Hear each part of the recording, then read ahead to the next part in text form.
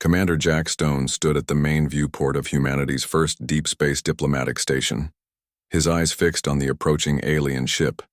It was huge, at least 5 times larger than the biggest human vessel ever built. The surface gleamed with a dark metallic sheen that seemed to swallow light rather than reflect it. "Thorn warship now within visual range," announced Lieutenant Maria Reed from her station.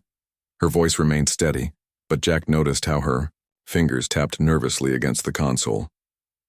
"They're requesting docking permission." Jack nodded, keeping his face neutral. "Granted. Alert the welcome team." 6 months ago, humanity had made its first contact with the Galactic Council, a loose alliance of 27 spacefaring species. Most had been friendly, curious about these newcomers from a planet called Earth. But the Thorns were different. The Thorns ruled the Council through strength and fear. They came from what other species called a death world, a planet with high gravity, extreme temperatures, and countless deadly predators.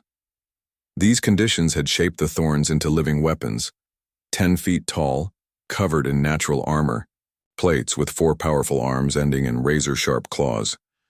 And now they wanted to meet humans face to face. "Remember," Jack said, turning to address his team, "we don't tell them about Earth's classification. Not yet. This was the plan. The Thorns believe humans were like the other soft-world species, physically weak and easily dominated. Intelligence from friendly aliens suggested the Thorns respected only strength, and saw other beings as either useful tools or potential food. Dr. Ben Miller, the team's xenobiologist, stepped forward. "Sir, I've studied their biology. They'll sense fear through smell. We need to stay calm." "I know," Jack replied. "That's why everyone here was chosen for this mission." He straightened his uniform and squared his shoulders. "Let's go meet our new friends." The station's main airlock was large enough to welcome ships from various species. As the massive doors slid open, the human delegation got their first real look at the Thorns. General Cragg, leader of the Thorn delegation, ducked to enter the room. Behind him came 5 warriors, each moving with surprising grace despite their size and bulk. Their bodies were covered in overlapping plates that looked like dark green stone. 4 glowing eyes were set deep in their angular heads, and clicking, mandibles moved constantly around mouthparts that dripped with what looked like oil. "Humans," General Cragg's voice boomed through his translation device. "We meet at last." Jack stepped forward and bowed slightly, not too deep, as that would signal submission. "General Cragg, welcome to Friendship Station. We're honored by your visit."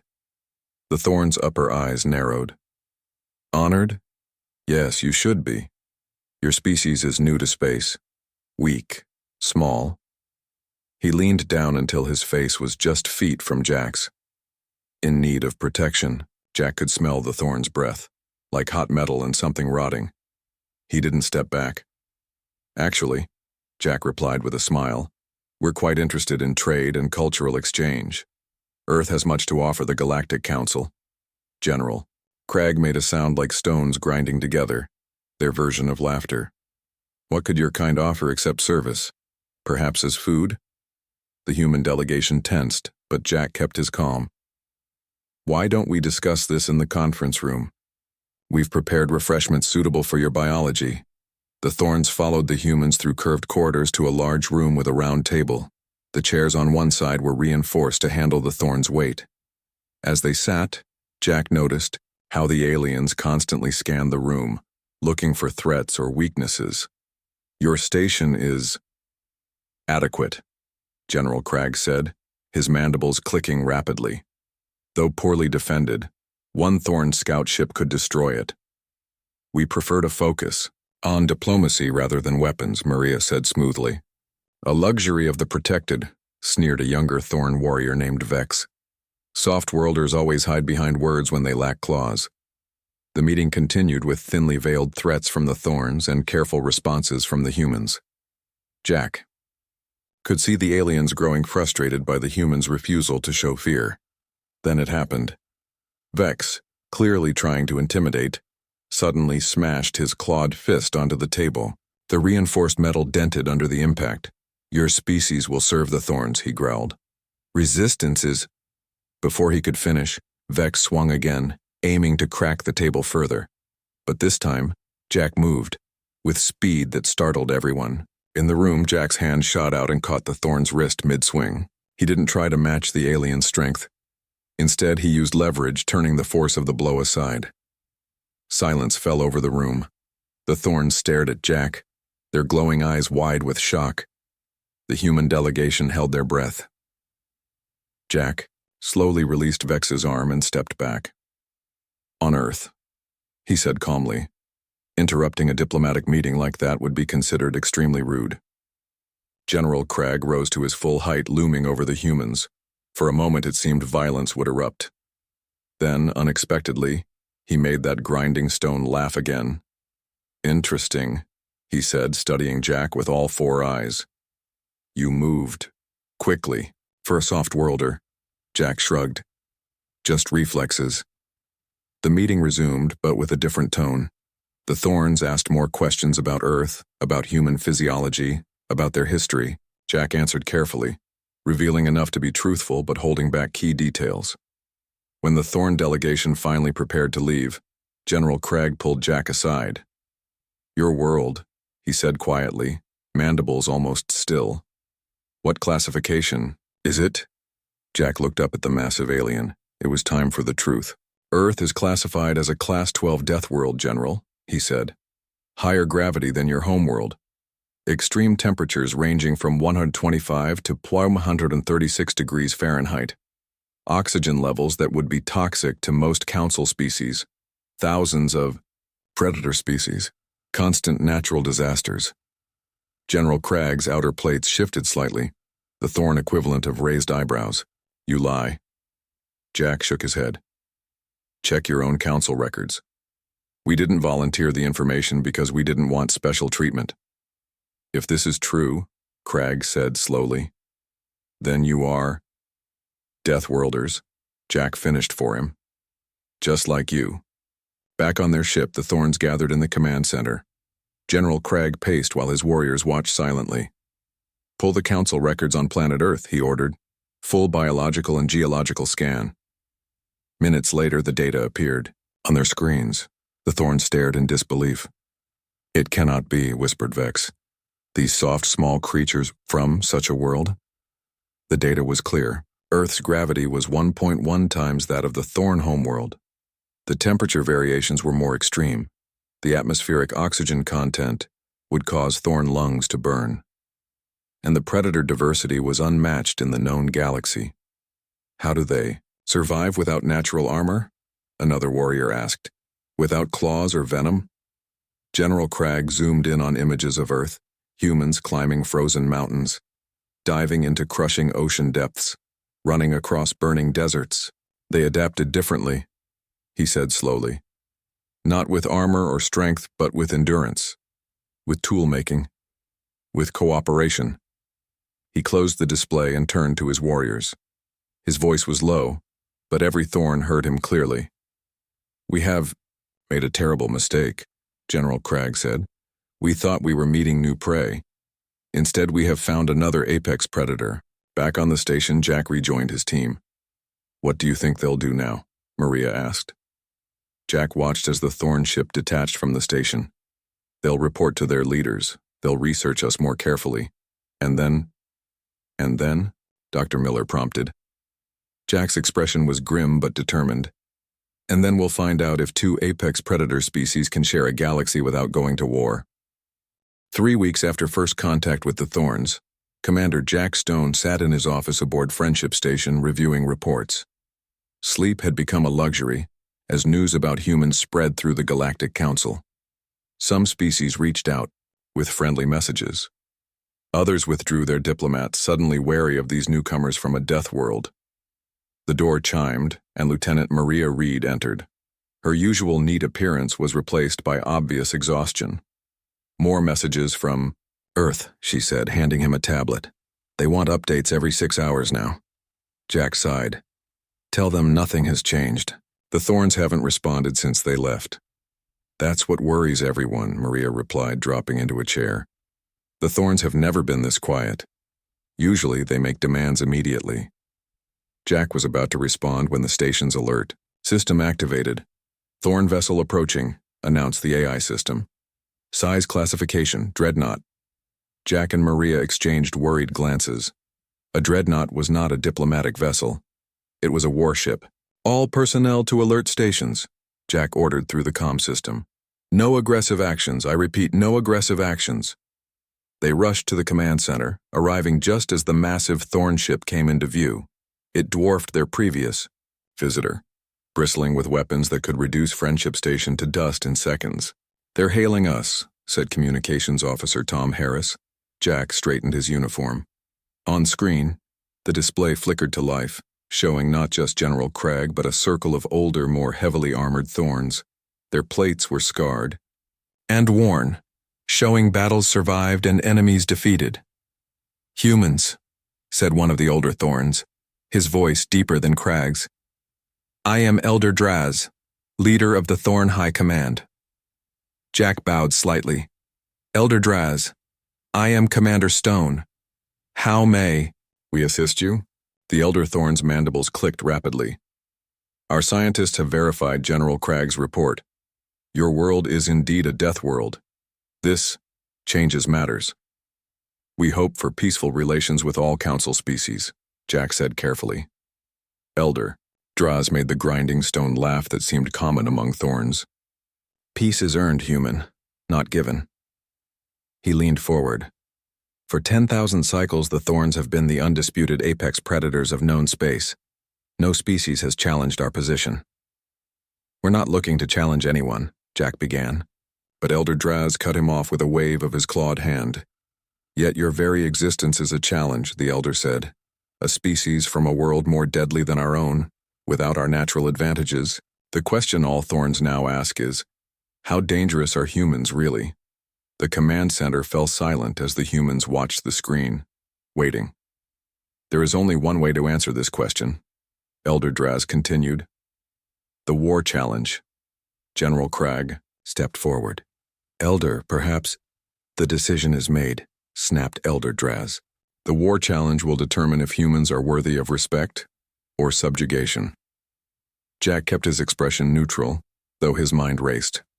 What exactly is this war challenge? Elder Draz's 4 eyes gleamed.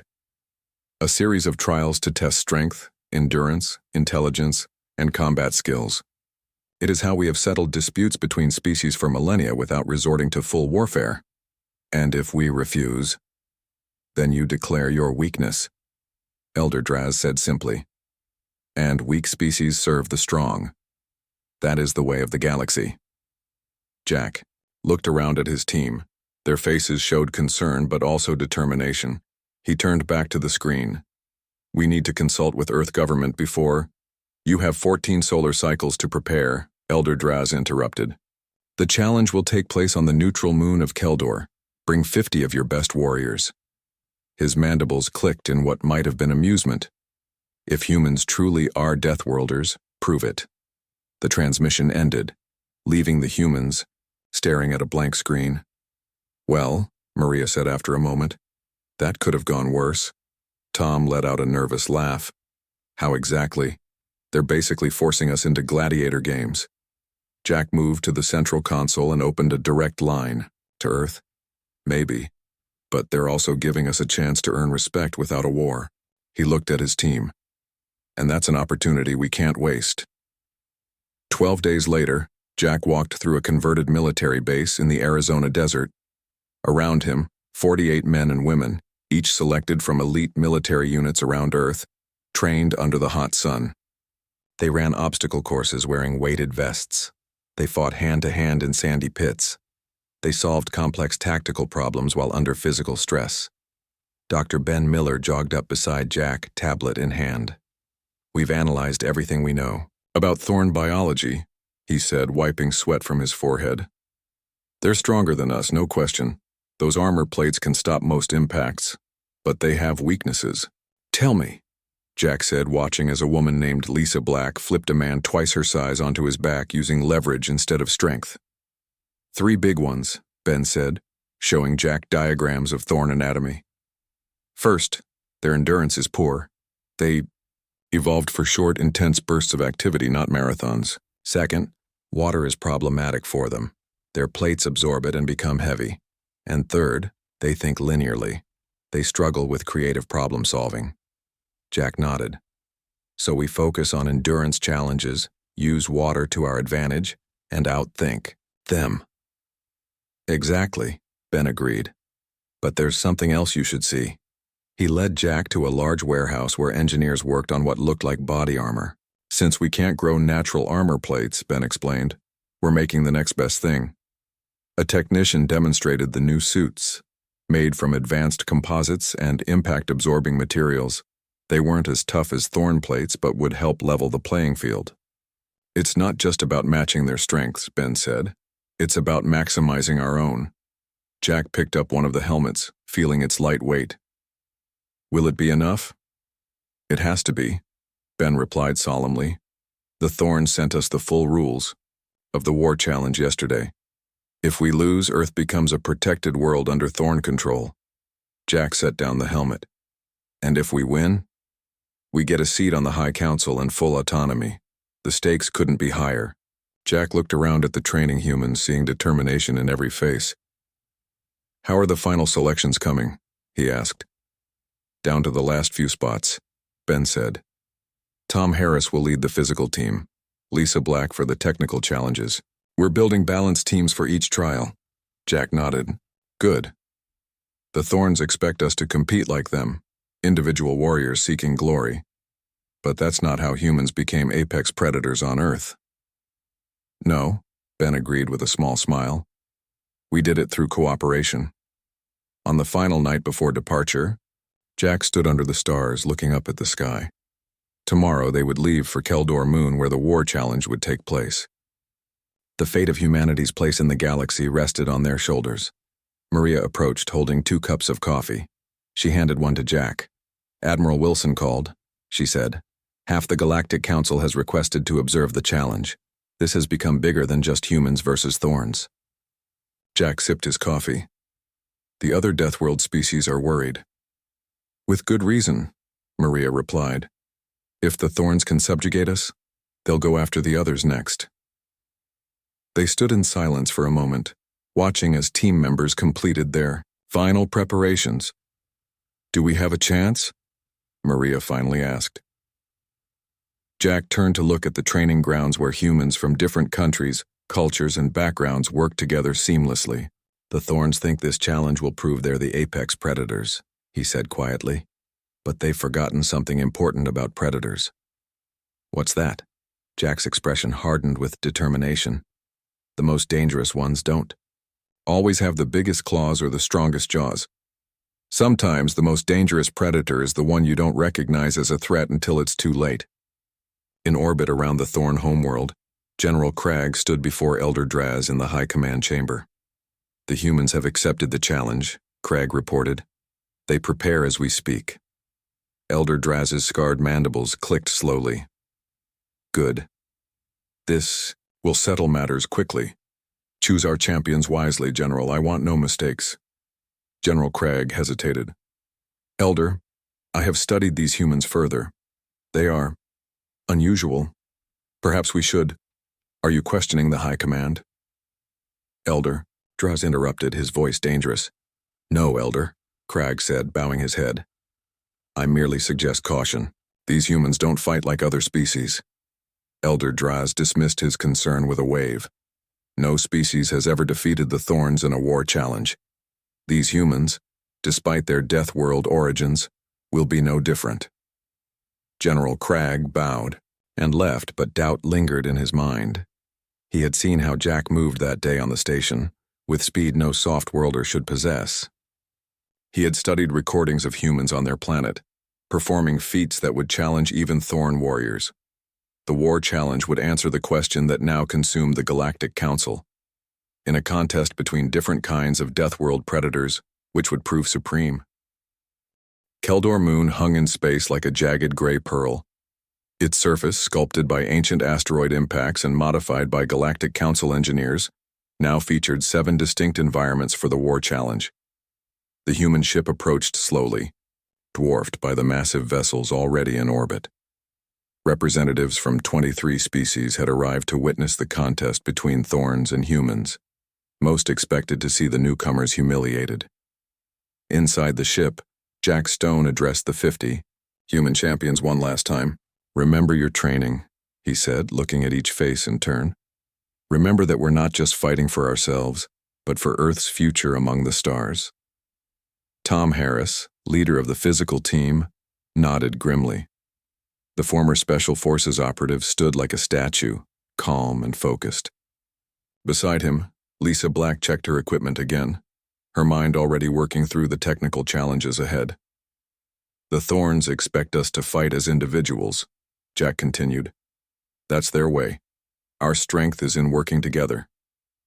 He paused, allowing his words to sink in. They're stronger, they have natural armor, but we have something they've forgotten about over centuries of domination. What's that, Commander? Asked one of the younger team members. Jack's expression hardened. Hunger. The drive that pushed humans to the top of Earth's food chain without claws or fangs or armor. The refusal to accept defeat. The ship docked at Keldor Station, a neutral facility floating above the moon's surface. As the humans disembarked, they got their first look at the full Thorn delegation. 50 Thorn warriors stood in perfect formation, their dark green armor plates gleaming under the station lights. Each stood at least 10 feet tall, and their forearms ended in wicked claws. They looked unbeatable. Behind them stood Elder Draz with the Council Observers, a collection of beings from across the galaxy, each unique in form. Some floated in bubbles of special atmosphere. Others wore environmental suits. All watched the humans with intense curiosity. Jack led his team forward. The humans wore simple gray uniforms, their new protective gear packed away for now. Compared to the Thorns, they looked small and fragile. Elder Draz stepped forward, his ancient plates bearing the scars of countless battles. Humans, his voice boomed through the translation system. You stand before the Galactic Council to prove your worth through the war challenge. His 4 eyes scanned the human team. 7 trials, 7 terrains, victory to the species that wins 4 challenges. Jack bowed slightly. We accept the terms, Elder. Elder Draz seemed surprised by the human's confidence. The first challenge begins in 1 hour. Strength conquest in the mountain terrain. As the group separated to prepare, General Cragg approached Jack. Your warriors seem calm, Cragg observed, mandibles clicking slowly. Jack smiled. We're just focused. Cragg leaned closer. The first challenge favors raw strength, our natural advantage. We'll see, Jack replied simply. The mountain terrain was a jagged landscape of sharp peaks and deep valleys. Giant boulders dotted the area, some larger than transport vehicles. A red flag stood atop the highest peak. The rules were simple. The first team to place their own flag at the summit while defending the route would win. 10 humans faced 10 Thorns at the starting line. Tom Harris led the human team, his face set in grim determination. When the signal sounded, the Thorns immediately charged forward, using their powerful limbs to climb the rocky slopes with ease. The humans split into 3 groups, a strategy that confused the watching aliens. What are they doing? Murmured one council observer to another. They should stay together against such powerful opponents. Elder Draz watched from the observation platform, mandibles clicking in satisfaction as his warriors quickly took the lead. See how the Thorns dominate the terrain, he said to the other council members. This challenge will end quickly. But then something unexpected happened. While 2 human groups engaged the Thorns directly, not trying to outmuscle them but delaying them with quick, coordinated movements, the third group took a different route entirely. They climbed a seemingly impassable cliff face using specialized techniques bypassing the main confrontation. Interesting, General Cragg muttered, watching through magnified viewers. They aren't trying to match our strength. The Thorns, focused on brute force advancement, didn't notice the flanking group until they were nearly at the summit. When they did, 4 Thorn warriors broke off to intercept them. What followed was a display of different combat styles. The Deeper Thorns attacked individually, each seeking personal glory as their culture valued. The humans fought as a coordinated unit, protecting each other, creating openings that teammates could exploit. In the end, superior Thorn strength won out. A massive warrior named Grax planted the Thorn flag at the summit, letting out a roar of triumph that echoed across the mountains. First victory to the Thorns, announced Elder Draz, his voice smug. As expected. But General Cragg noticed something concerning. While the Thorns had won, they were breathing heavily, their movements slower than before. The humans, though defeated, seemed barely winded. 1-0, Jack said quietly to his team as they regrouped. Exactly as we anticipated. The second challenge. Survival endurance, Elder Draz announced 2 hours later. Teams must cross the desert terrain carrying supply packs. The desert stretched for miles, a scorching wasteland of sand and rock. The air temperature registered at 130 degrees Fahrenheit. Each team member carried a pack weighing 60 pounds. The Thorns hoisted theirs effortlessly, their powerful frames making the weight seem insignificant. Lisa Black led the human team for this challenge, implementing the strategy they had practiced on Earth.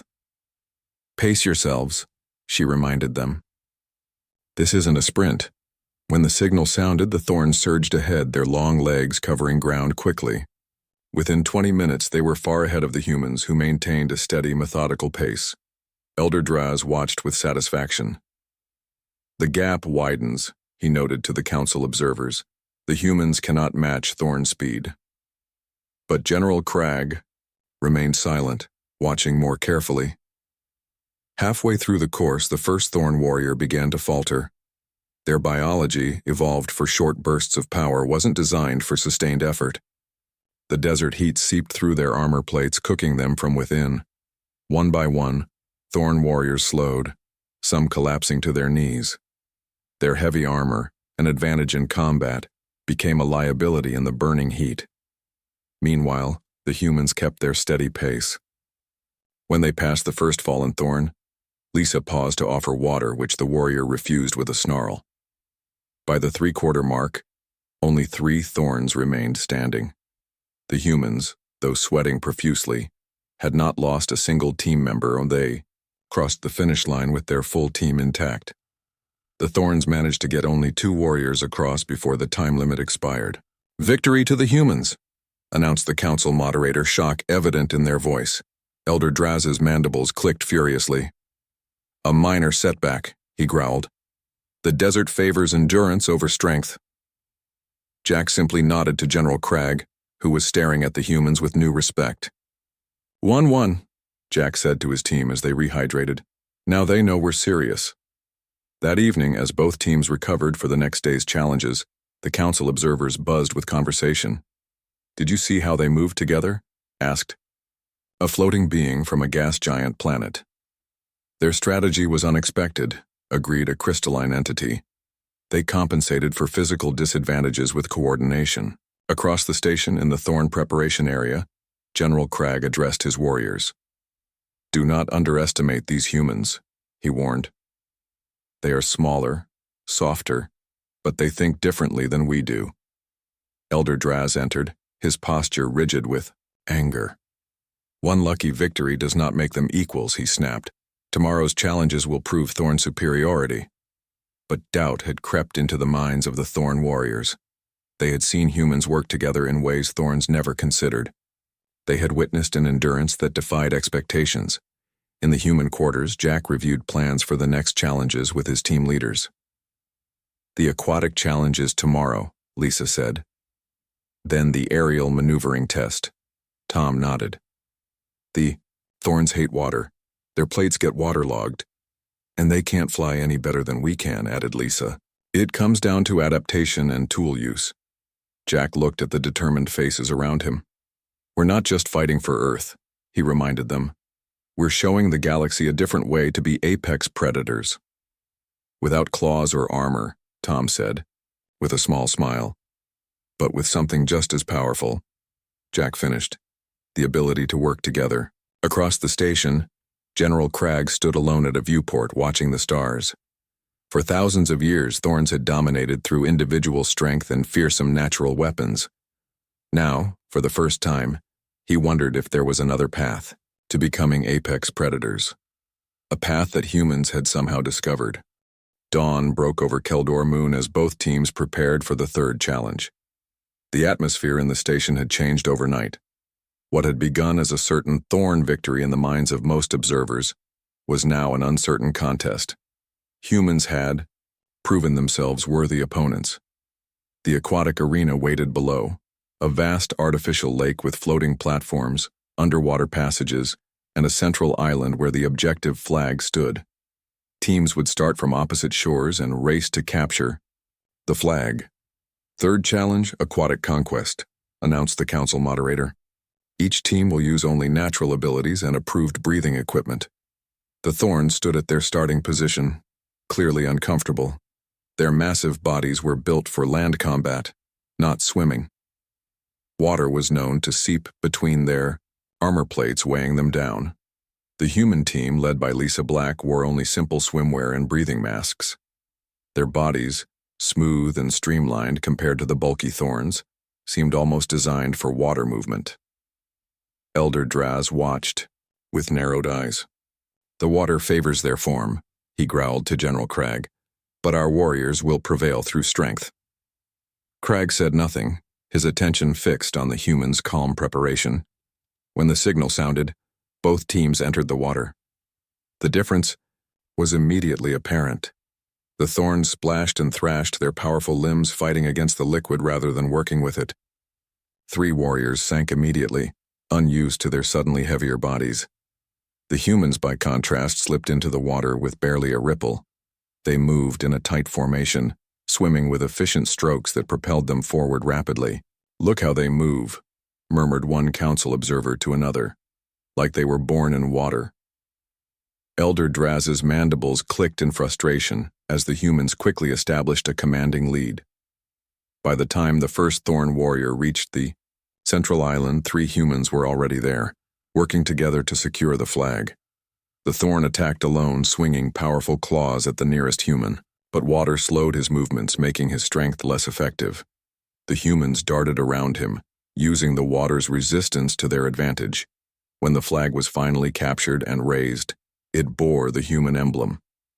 "Victory to the humans," the moderator announced. 2-1 in favor of the humans. For the first time, shocked murmurs spread through the alien observers. No species had ever taken the lead against the Thorns in a war challenge. Elder Draz's voice cut through the babble. "The water is an unnatural environment," he snapped.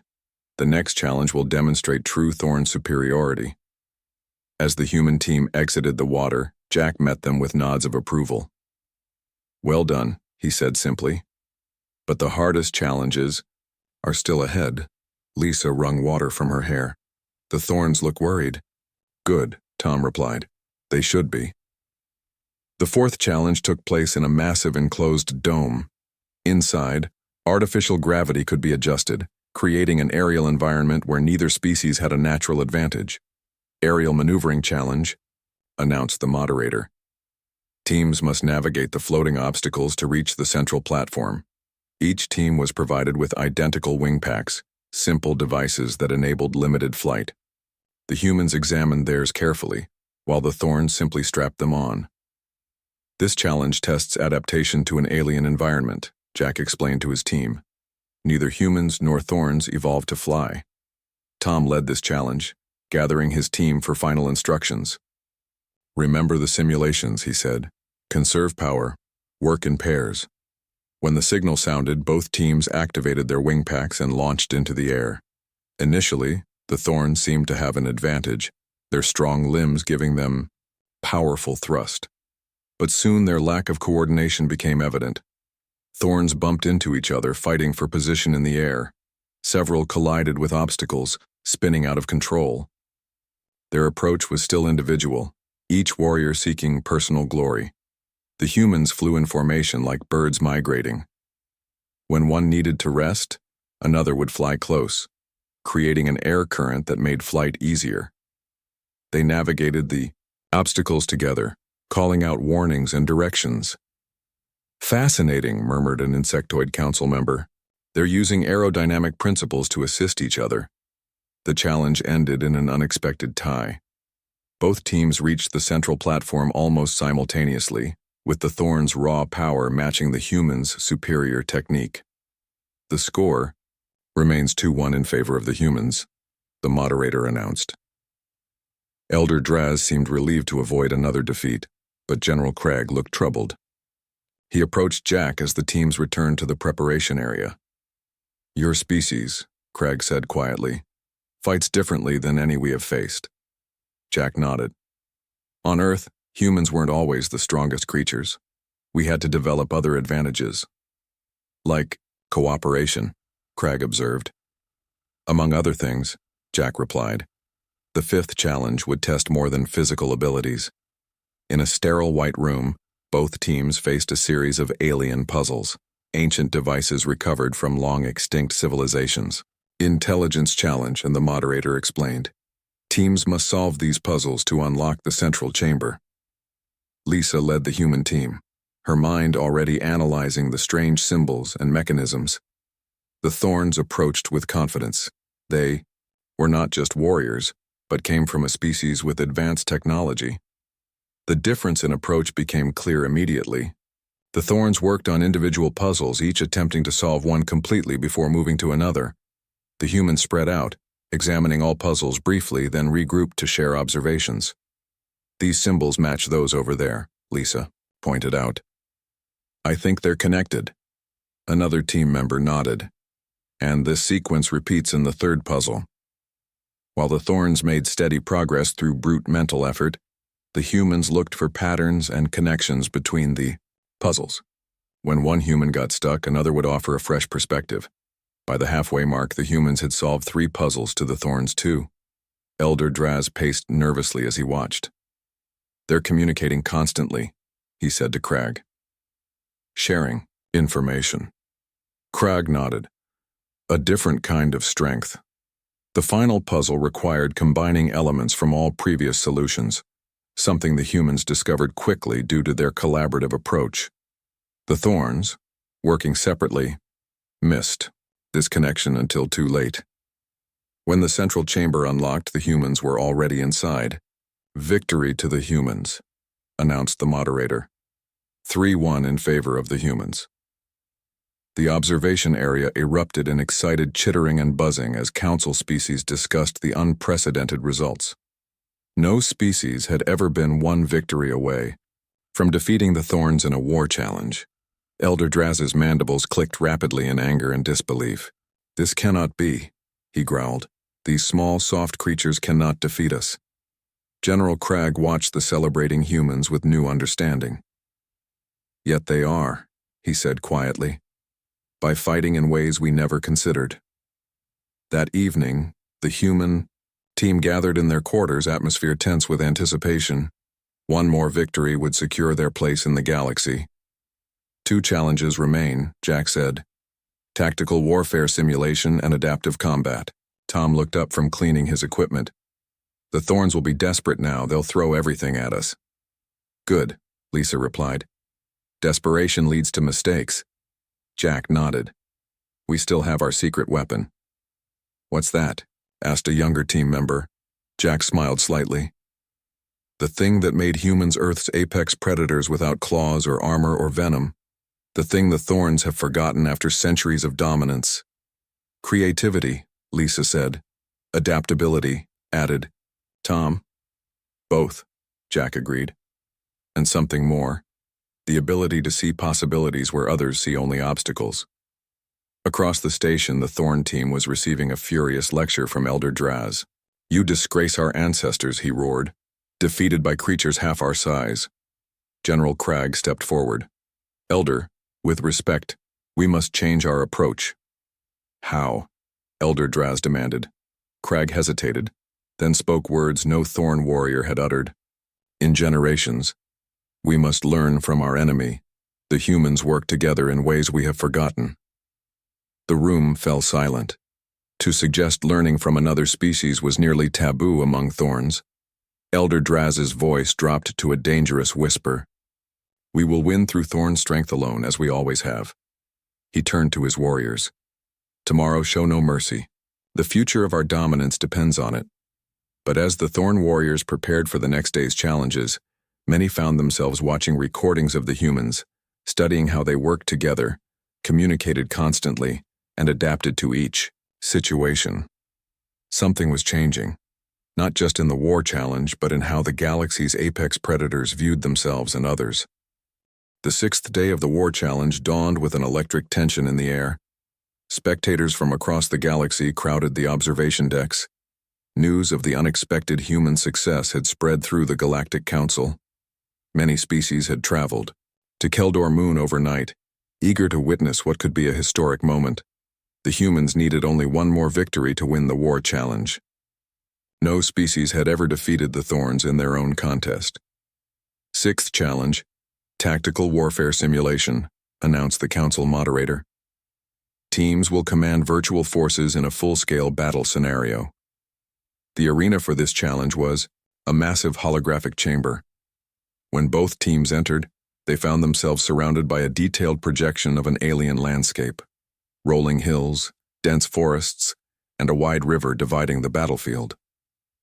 Tom Harris led the human team, his military experience making him the natural choice. The Thorns were led by General Cragg himself, stepping in to ensure victory. The objective is simple, the moderator explained. Capture the enemy headquarters while defending your own. Each team commands identical virtual forces. As the simulation began, both teams took their positions at control stations. The Thorns immediately deployed their forces in an aggressive frontal assault, a direct application of overwhelming strength, their traditional approach. Tom studied the battlefield carefully before making his first move. They expect us to mirror their approach, he said to his team, so we won't. Instead of matching the Thorn advance, the humans split their forces into small, mobile units. They used the terrain to their advantage, hiding in forests, crossing at unexpected points of the river, and avoiding direct confrontation with larger Thorn units. Elder Draz watched from the observation deck, his mandibles clicking in frustration. "What are they doing?" he demanded. "Why don't they fight properly?" A crystalline council member turned its faceted body toward the Thorn elder. "Perhaps your definition of properly is too narrow," it chimed. On the battlefield, the Thorn forces pushed forward with overwhelming power, capturing territory quickly. But they left their supply lines exposed. The human forces targeted these vulnerabilities, cutting off Thorn units from reinforcements and resources. "They're avoiding our strength," General Cragg realized, adjusting his strategy. But it was too late. The humans had already encircled the Thorn headquarters with small teams that attacked simultaneously from multiple directions. As the simulation ended, the results appeared on the main display. Thorn headquarters captured, human victory. The chamber fell silent. Then, an explosion of sounds as the alien observers reacted with shock, excitement, and disbelief. "Victory to the humans," the moderator announced. 4-2. The war challenge is decided. For the first time in known galactic history, the Thorns had been defeated. Elder Draz stood motionless, his four eyes fixed on the scoreboard. General Cragg approached Jack, extending one massive clawed hand. "Your species has earned its place among the stars," Cragg said formally. "The Thorns acknowledge your victory." Jack shook the alien's hand. "Thank you, General. We look forward to working together as equals." But Elder Draz wasn't ready to accept defeat. He pushed through the crowd, forearms gesturing wildly. "This cannot stand," he roared. "The final challenge must still be completed." The moderator looked confused. "The humans have already secured enough victories. Tradition demands all 7 challenges be completed," Elder Draz insisted. "The adaptive combat trial will proceed as scheduled." Jack glanced at his team, tired but proud. "We'll compete," he said. "We came to finish this properly." The final arena was unlike the others, a circular chamber with a floor that shifted and changed randomly. Walls rose and fell, platforms appeared and disappeared, and environmental conditions fluctuated from extreme heat to cold, from dry to drenched. "Adaptive combat," the moderator explained. "The environment changes every 2 minutes. Teams must adapt instantly or fail." This time both leaders entered the arena personally. Jack wore the specialized adaptive armor developed on Earth. Elder Draz insisted on taking General Crag's place, his ancient armor plates bearing the marks of 1,000 victories. "I will show these humans the true meaning of Thorn's superiority," Elder Draz growled. When the signal sounded, the arena activated. First came intense heat, then sudden cold. The floor tilted sharply, sending combatants sliding. Walls appeared randomly, separating team members. The Thorns fought as they always had, with incredible individual strength and ferocity. Elder Draz, led by example, smashing through obstacles and attacking any human who crossed his path. But as the environment kept changing, the fundamental difference between the species became clear to everyone watching. The Thorns struggled to adjust to each new condition. Their tactics remained the same regardless of circumstances: apply more strength, fight harder. The humans switched strategies constantly. When separated, they found ways to communicate through the chaos. When facing stronger opponents, they used the changing environment to their advantage. "Look how they adapt," murmured a council observer. "It's as though they expected the unexpected." Jack faced Elder Draz in the center of the arena as the final environmental shift occurred. Gravity suddenly dropped to near zero. The massive Thorn Elder found himself floating awkwardly, his heavy armor a liability in low gravity. Jack, by contrast, adjusted quickly, using small movements to control his direction. The other humans did the same, coordinating to surround the disoriented Thorns. "Impossible," Elder Draz snarled, swinging wildly as he rotated in the low gravity. "You cannot defeat us." Jack moved closer, his expression calm. "It's not about defeating you, Elder. It's about surviving and thriving in a changing universe." As time expired, the final score flashed on displays around the arena. Humans, 5, Thorns, 2. The war challenge was over. 1 week later, the Galactic Council convened a special session on their central world. For the first time, a human delegation stood on the floor of the Grand Chamber. Representatives from all member species filled the tiered seating, their attention fixed on the historic moment. "The war challenge has been completed," announced the High Counselor, a being of pure energy contained in a specialized field. "The results have been certified and recorded.